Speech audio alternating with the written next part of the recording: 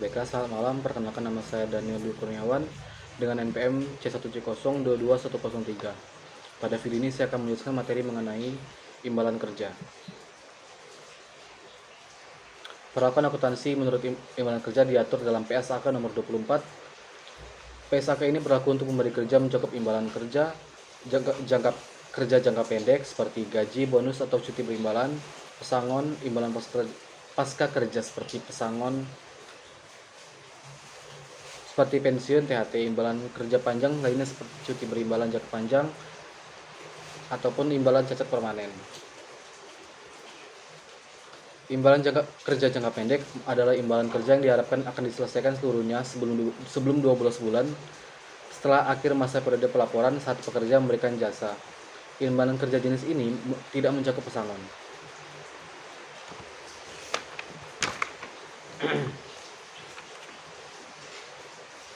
Walaupun jatuh temponya juga dalam jangka yang pendek, namun pesangon terjadi karena pemutusan hubungan kerja, bukan karena jasa karyawan, sehingga perlu diatur secara khusus. Imbalan kerja jangka pendek pada umumnya mencakup gaji, upah, iuran jaminan sosial, cuti berimbalan, bagi laba dan bonus, atau imbalan lainnya seperti rumah dan kendaraan dinas. Untuk perlakuan akuntansi atas imbalan kerja ini jangka pendek sangat sederhana. Hal ini disebabkan karena selain tidak memerlukan perhitungan aktuaria, imbalan kerja jenis ini juga bersifat jangka pendek sehingga tidak didiskontokan. Seluruh nilai imbalan yang menjadi hak karyawan diakui sebagai beban, kecuali jika imbalan tersebut termasuk dalam biaya produksi, sehingga termasuk dalam persediaan atau peran masa tetap, maka harus dikapitalisasi terlebih dahulu sesuai ketentuan PSAK nomor 14. Jika terdapat imbalan yang terutang, maka akan diakui sebagai liabilitas. Perlakuan akuntansi khusus diterapkan pada cuti berimbalan dan bagi laba, dan bonus cuti berimbalan adalah hak cuti yang memberikan kompensasi berupa imbalan. Cuti berimbalan ada yang dapat diakumulasikan, yaitu dapat digunakan berupa imbalan. Cuti berimbalan ada yang dapat digunakan di masa depan jika cuti tahun ini tidak diambil seluruhnya. Banyak praktik yang terjadi terkait cuti berimbalan di berbagai perusahaan. Pada sebagian program, imbalan diberikan jika cuti tersebut diambil, sehingga karyawan yang mengambil cuti juga akan mendapatkan kompensasi. Sementara pada program lain, imbalan akan diterima jika karyawan tidak mengambil cuti. Prinsipnya adalah perusahaan harus mengakui beban sebesar perakiraan. Imbalan yang akan diterima pada saat pekerja memberikan jasa yang menambah hak cuti berimbalan di masa depan. Jika cuti boleh diakumulasi dan imbalan yang diterima pada saat cuti terjadi, dan jika cuti tidak boleh diakumulasikan.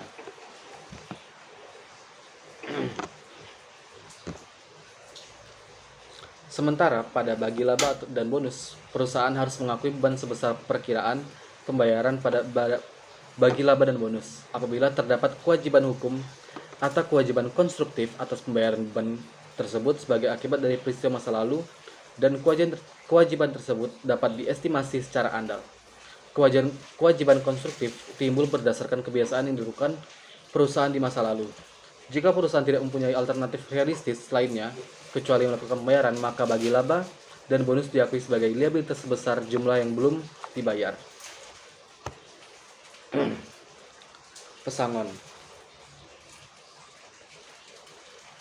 Sesuai dengan Undang-Undang Nomor 13 Tahun 2003 tentang Ketenagakerjaan, pada saat pemutusan kontrak kerja, perusahaan diwajibkan membayar uang pesangon atau uang penghargaan masa kerja dan uang penggantian hak bagi karyawan.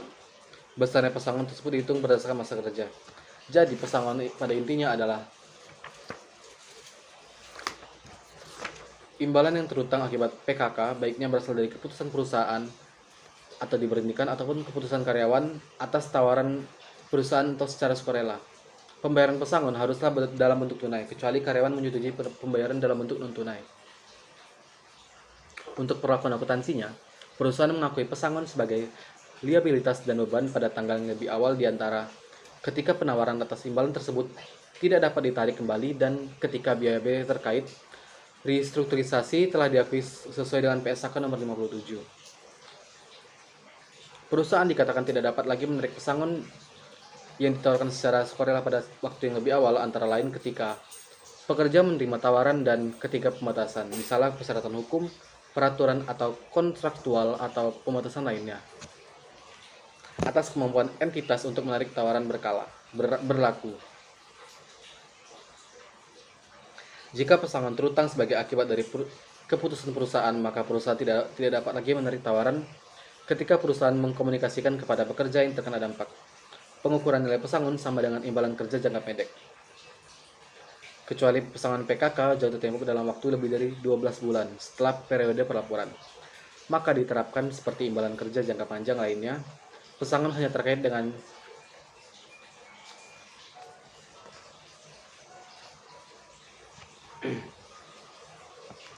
untuk materi imbalan pasca kerja, definisinya adalah istilah imbalan pasca kerja dikenal sehari-hari dengan nama pensiun. Namun, imbalan pasca kerja tidak hanya mencakup pensiun, tapi semua imbalan yang akan diterima karyawan setelah masa kerja selesai, seperti asuransi, tunjangan kesehatan pasca kerja. Jadi, imbalan pasca kerja adalah imbalan kerja yang disediakan perusahaan selain pesangon dan akan diberikan kepada pekerja setelah menyelesaikan masa kerjanya atau purna bakti. Pesangon bukan merupakan imbalan pasca kerja karena karyawan berhenti sebelum masa kerja normalnya.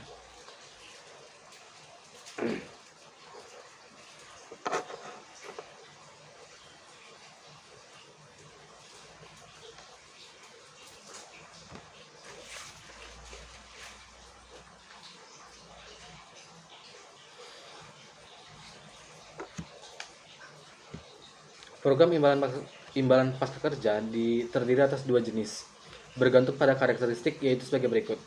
Yang pertama ialah program iuran pasti, yaitu pemberi kerja membayar iuran sebesar jumlah yang sudah ditetapkan kepada dana pensiun.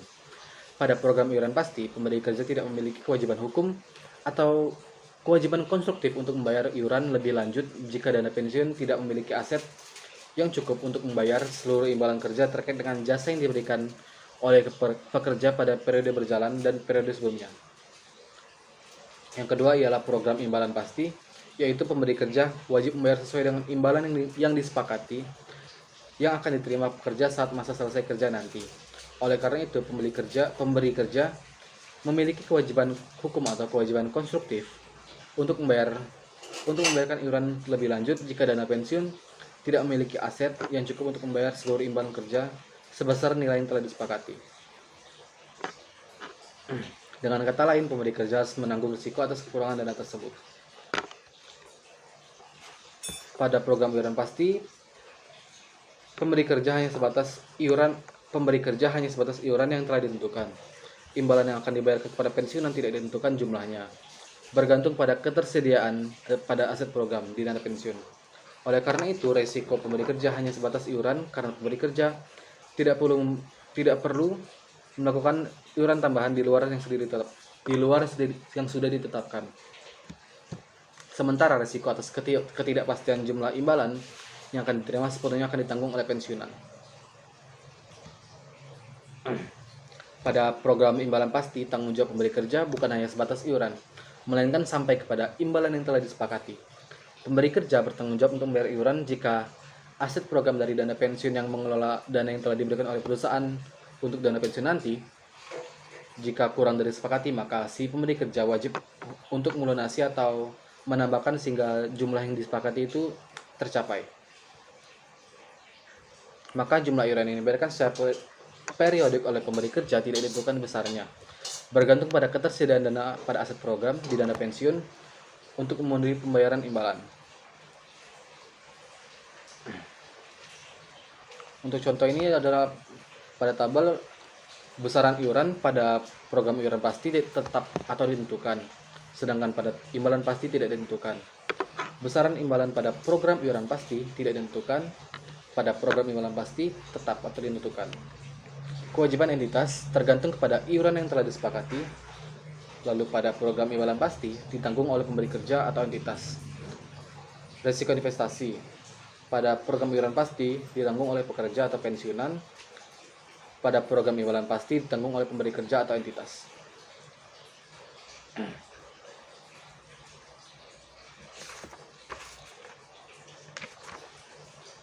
Dana atas program imbalan pasca kerja haruslah dikelola secara terpisah dari kekayaan perusahaan. Entitas dana pensiun dapat dibagi menjadi dua jenis, yaitu yang pertama ialah dana pensiun pemberi kerja, yaitu dana pensiun yang didirikan oleh pemberi kerja untuk menyelenggarakan program imbalan pasti atau program iuran pasti. Peserta pada DPKK umumnya hanya karyawan pada perusahaan pendiri atau mitra pendiri.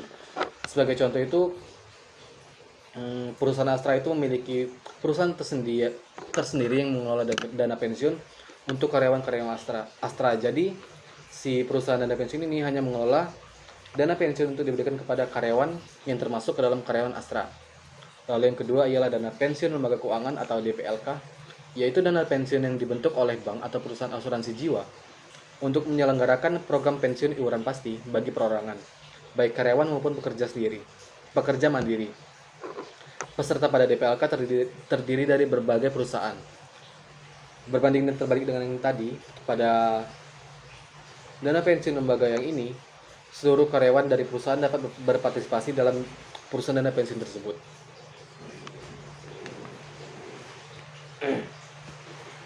Imbalan imbalan kerja jangka panjang lainnya. Yang pertama ialah menurut PSAK 24 menyatakan bahwa program iuran pasti adalah suatu program imbalan pasca kerja di mana pemberi kerja membayar iuran sebesar jumlah yang ditetapkan pada dana pensiun, namun jumlah yang dibayarkan tidak ditentukan karena tergantung dari ketersediaan aset program. Jadi pada program iuran pasti ini resiko ditentukan dipegang oleh si pensiunan. Jadi ketika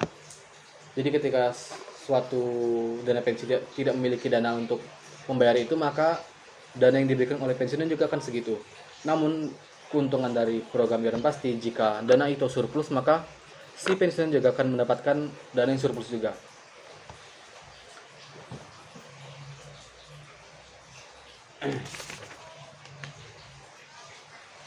Lalu pada program imbalan pasti, PSAK 24 menyatakan bahwa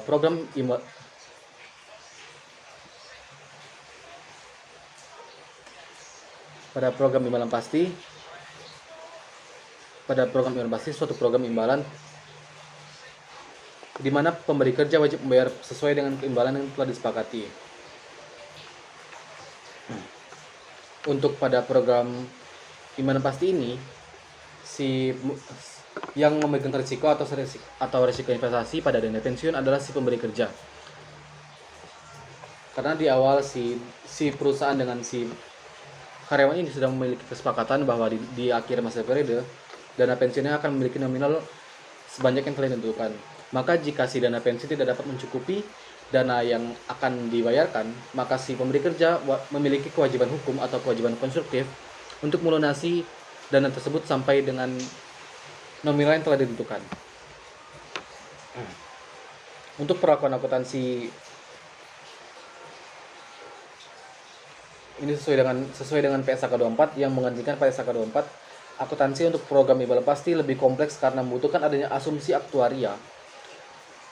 Ya, di sini juga ada resiko pada atas perubahan nilai kewajiban imbalan pasti dan aset program.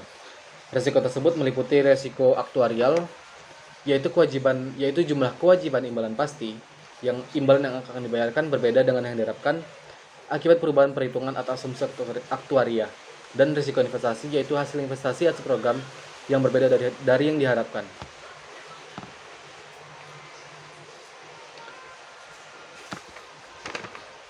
Aset program adalah dana yang disediakan untuk membayar kewajiban imbalan pasti. Aset program tersebut dikelola secara terpisah oleh dana pensiun. Aset program diukur pada tanggal pelaporan sebesar nilai wajar, disebut dengan nilai wajar aset program. Sementara faktor-faktor yang mempengaruhi nilai wajar aset program adalah, yang pertama adalah pendapatan bunga, iuran atau penarikan, yang ketiga pengukuran pokok kembali atau remeasurement. Baiklah, sekian materi mengenai imbalan kerja. Terima kasih, selamat malam.